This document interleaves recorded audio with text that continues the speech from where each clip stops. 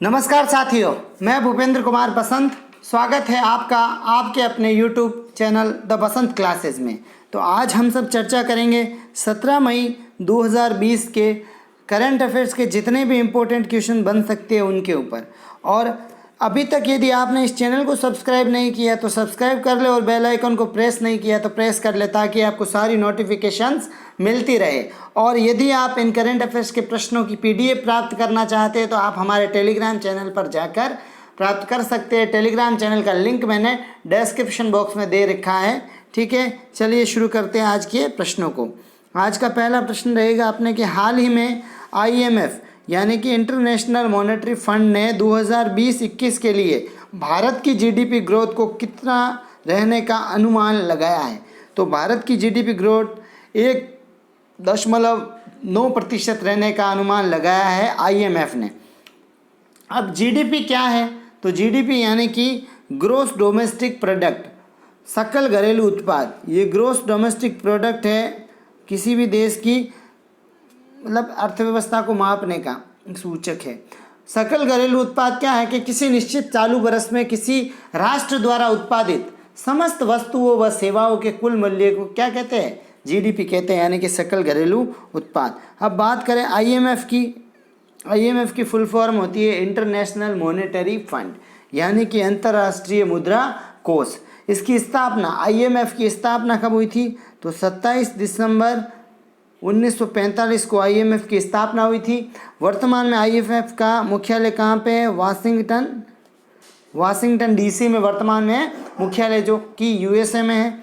और सदस्य देश, टोटल सदस्य देश कितने हैं इसके? 189 टोटल सदस्य देश है। क्रिस्टिना जॉर्जिवा कौन है? वर्तमान में ये IMF के अध्यक्ष है। चलिए अगले प्रश्न की ओर। अगला प्रश्न रहेगा आपके कि हाल ही में विश्व कला दिवस कब मनाया गया? विश्व कला दिवस कब मनाया गया? हाल ही में विश्व कला दिवस, तो हाल ही में विश्व कला दिवस मनाया गया आपके 15 अप्रैल को। और इस दिवस का उद्देश्य क्या है? इस दिवस का उद्देश्य कला के विकास में प्रचार प्रसार और कला को बढ़ावा देना। और इस दिवस का आयोजन आप सभी को बता दूं कि जो लियोनार्डो द विंची है, उनके जन्म दिवस पर पूरे विश्व में 15 अप्रैल को मनाया जाता है। और इसे मनाने की घोषणा यूनेस्को ने की है। इसे मनाने की घोषणा किसने कर रखी है? यूनेस्को ने।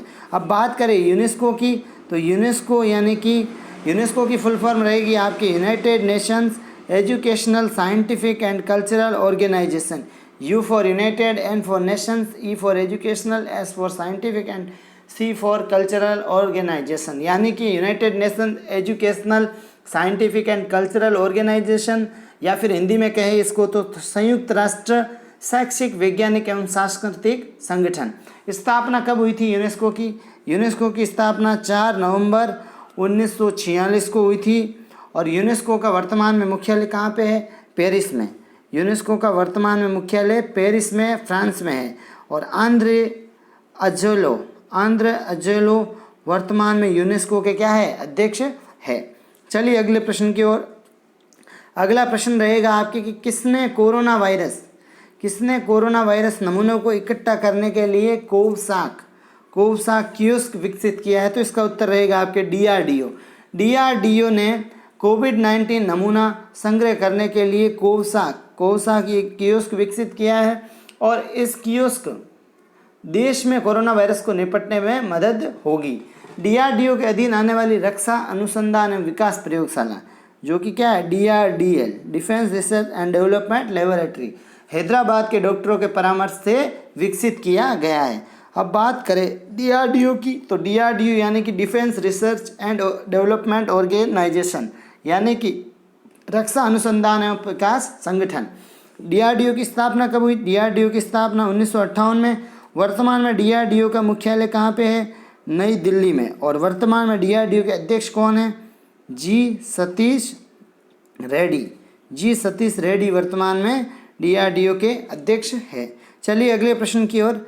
अगला प्रश्न रहेगा आपके किस कंपनी ने $2.8 बिलियन में US आधारित एलरिस, ये एलरिस आई है यहाँ पे, एलरिस कॉरपोरेशन का अधिग्रहण कर लिया है। तो वही कंपनी है हिंडाल्को। और बता दूं आपको, हिंडाल्को कंपनी जो आदित्य बिरला ग्रुप है, आदित्य बिरला ग्रुप की एक कंपनी है और वर्तमान में हिंडाल्को का मुख्यालय कहाँ पे है? मुंबई में हिंडाल्को का मुख्यालय है। चलिए अगले प्रश्न की ओर। अगला प्रश्न रहेगा आपके कि आईसीएमआर ने कोविड-19 के खिलाफ कौन सी बीमारी की दवा को मंजूरी दी है? तो ये दवा का नाम है रेमडेसिविर। और ये रेमडेसिविर दवाई का इस्तेमाल पहले किस में किया जाता था? तो इबोला वायरस के इलाज के लिए किया जाता था इस दवा का उपयोग। और अब इस दवा का प्रयोग किसमें? कोविड-19 के लिए किया जाएगा। अब बात करें आईसीएमआर की, तो आईसीएमआर क्या है? भारत में मेडिकल रिसर्च वगैरह करने के लिए एक परिषद बनाई हुई है आईसीएमआर, यानी कि Indian council of medical research. ठीक है। और इसकी स्थापना, आईसीएमआर की स्थापना 1911 में हुई थी। और वर्तमान में आईसीएमआर का मुख्यालय कहाँ पे है? नई दिल्ली में है। और वर्तमान में आईसीएमआर के सेक्रेटरी जनरल कौन है? तो बलराम भार्गव वर्तमान में आईसीएमआर के सेक्रेटरी जनरल है। चलिए अगले प्रश्न की ओर। अगला प्रश्न रहेगा आपके कि हाल ही में पर्यटन मंत्रालय ने कौन सी वेबिनार श्रृंखला शुरू की है? तो इस वेबिनार श्रृंखला का नाम है देखो अपना देश वेबिनार श्रृंखला। और ये श्रृंखला पर्यटन मंत्रालय द्वारा अतुल्य भारत के कई स्थलों की संस्कृति और विरासत के बारे में गहरी और विस्तृत जानकारी प्रदान करने के लिए शुरू की गई है। और एक बात और, प्रहलाद सिंह पटेल ये हमारे देश के केंद्रीय पर्यटन राज्य मंत्री है। प्रहलाद सिंह पटेल, केंद्रीय पर्यटन राज्य मंत्री कौन है? प्रहलाद सिंह पटेल। चलिए नेक्स्ट क्वेश्चन की तरफ। नेक्स्ट क्वेश्चन रहेगा आपके स्थानीय स्टोर्स की जानकारी उपलब्ध करवाने के लिए नियर बी स्पॉट किस कंपनी ने लॉन्च किया है? तो ये नाम रहेगा आपके गूगल ने लॉन्च किया। और गूगल ने जो अपना ऐप है गूगल पे ऐप है, गूगल का ऐप है, गूगल का ऐप आपके रहेगा गूगल का ऐप है गूगल पे। इस पे नियर बी स्पॉट को लॉन्च किया है। और इसमें आम लोग ये पता कर सकते हैं कि लॉकडाउन के दौरान कौन सी किराने की दुकान, यानी कि उनके नज़दीक की कौन सी दुकान खुली है जिससे वो आसानी से सामान खरीद सकते हैं। चलिए बात करते हैं गूगल की। तो गूगल क्या है? एक तरह का सर्च इंजन है, इंटरनेट सर्च इंजन है। और इसकी स्थापना, गूगल की स्थापना सितंबर 1998 में हुई थी। वर्तमान में गूगल का मुख्यालय कहाँ पे है? तो कैलिफोर्निया में वर्तमान में गूगल का मुख्यालय है। और संस्थापक, गूगल के संस्थापक कौन है? सर्गेई ब्रिन या फिर लैरी पेज। सर्गेई ब्रिन और लैरी पेज गूगल के संस्थापक है। और बात करें आगे सीईओ, वर्तमान में गूगल के सीईओ कौन है? तो सुंदर पिचई। और ये भारतीय मूल के है सुंदर पिचई। और ये वर्तमान में गूगल के क्या है? सीईओ है। चलिए नेक्स्ट क्वेश्चन की तरफ। नेक्स्ट क्वेश्चन रहेगा आपके कि कोविड-19 रेस्पॉन्स पैकेज को बढ़ाकर किसने $20 मिलियन किया है? तो जो एडीबी है, एशियाई डेवलपमेंट बैंक, कोरोना वायरस महामारी से लड़ने के लिए जो एडीबी ने कोविड-19 रिस्पॉन्स पैकेज को $6.5 बिलियन, पहले ये $6.5 बिलियन था, अब इसको बढ़ा के कितना कर दिया गया है? $20 बिलियन, ये एडीबी ने, यानी कि एशियाई विकास बैंक ने। अब बात करें एडीबी की, तो एडीबी की स्थापना कब हुई थी? एडीबी की स्थापना हुई थी आपके 19 दिसंबर 1966 को। और वर्तमान में इसका हेडक्वार्टर कहाँ पे है? तो मनीला आप सभी को पता है, फिलीपींस में। और वर्तमान में अध्यक्ष कौन है एडीबी के? तो मात्सुगु असाकवा वर्तमान में एडीबी के अध्यक्ष है। चलिए नेक्स्ट क्वेश्चन की तरफ। अगला प्रश्न रहेगा आपके कि कोविड-19 मरीजों के लिए कोबोट रोबोटिक्स का उपयोग किस राज्य में किया जा रहा है? तो इसका उत्तर रहेगा